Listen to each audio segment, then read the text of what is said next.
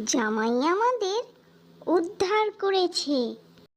হ্যাঁ রে মানু, জামাইয়ের জন্য আজকে দুপুরে মাটন করছি বুঝলি। আর মাছের মধ্যে ইলিশ মাছ ভাপা আর গলদা চিংড়ির মালাইকারি। জামাই সব কিছু খায় তো?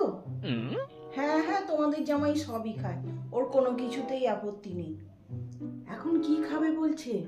ও এখন শুধু জল খাবে। তা জলটা কি দেব, নর্মাল ওয়াটার না মিনারেল ওয়াটার? আর ঠান্ডা জল দেবো না রুম টেম্পারেচার? যা যা যা একবার জিজ্ঞেস করে আয়।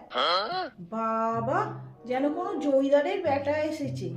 কই, বিয়ের আগে আমাকে তো এত যত্ন আত্তি কোনোদিনও করনি, আর এখন জামাইয়ের জন্য দরজা করে উতলে উঠছে। মারে, তোকে আমাদের ঘাট থেকে নামিয়ে ওর ঘাড়ে চাপিয়েছি। ও যে এতদিন বিনা অশান্তিতে তোকে সহ্য করে আছে, এটাই তো অনেক বড় পাওনা।